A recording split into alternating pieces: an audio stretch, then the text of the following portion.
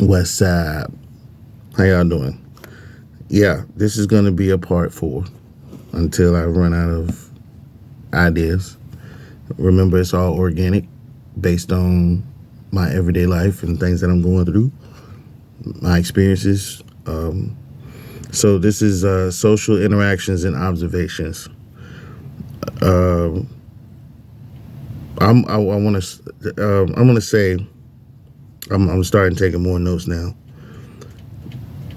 So be mindful of what you say and how you say it. Be mindful of what is said and how it is said to you. If there's any idea of what the person is talking about, or you feel like you feel a little confused, ask a question. You want to ask a question because you may interpret what they're saying the wrong way or other than how they meant it. Now, some things are obvious, some things are not so obvious. I don't really try to get to know people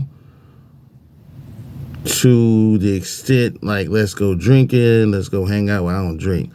Let's go hang out, let's get close. I'm not trying to get to know them like I know my brothers or my cousins. I'm not trying to get to know coworkers like that. Sometimes when it's organic, you do gel with people.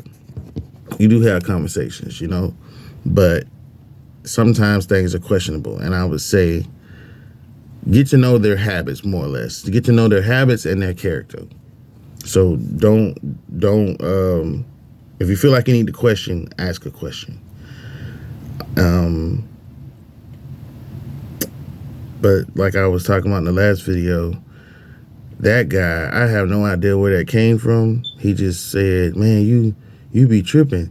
And I'm just sitting there waiting on him to finish, and he's staring at me, I'm staring at him. Like, I don't understand where it comes from. So I don't want to ask him nothing, because we've had butt heads in the past several times. And I feel like there's going to be no resolve.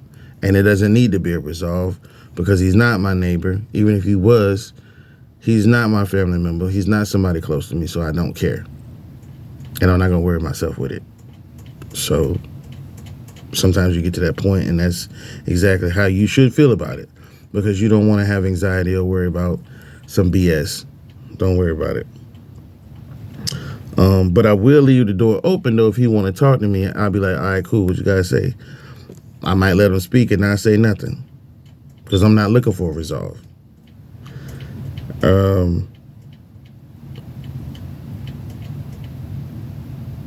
Ask questions when unsure of words spoken to you, or even when you speak to somebody. If you speak to somebody and you say something, if they taking it the wrong way, and you can see that or you feel that, then ask, is everything okay? I say if they respond with an unruly or a rude comment, then don't take it no further than that. Protect your peace at all costs. Protect your peace at all costs. It doesn't matter where you are or what you're doing, because a lot of us need peace. You really have to practice peace, whether you believe it or not. Because I've heard stories of people going to the country and saying that it's too quiet. That's crazy. You really, to me, I'm not a professional, I'm not a psychologist, I'm not a, counselor, but when you go to sleep in quiet, that's peace. You are experiencing peace for several hours. Why would you not want that when you're awake? So you can think, so you can get your head together. It's crazy. I would say that it's very important for us to check our surroundings, be observant, and be aware of our interactions with people, because some people are not so open with their emotions that they're gonna really tell us how they feel. And sometimes you're not gonna care. But there comes a point between two people during the interaction where it seems a bit hostile. It seems like it can escalate. It should be questioning in that situation. If you're on the job, go to your HR. Some HRs don't handle stuff like that. I know that at one job I had, HR just handled personal issues, like if you had to take a leave of absence, you weren't going to be at work, you had to change some paperwork, personal information, stuff like that. But man, that in that particular job, the managers would handle issues between you and another particular person. On this job I have now, HR jumps in there feet first, like, what it do? Let's get to the bottom of this. And she is very efficient when it comes to that. She is one of those people, like, for real. She is probably one of the only people on the job that you can, in my eyes, one of the few that you can speak to and you can look into her eyes and tell that she's listening to you.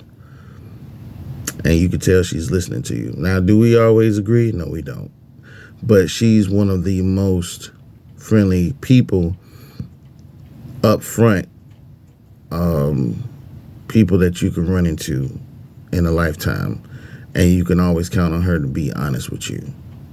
You know what I'm saying? She don't play the radio.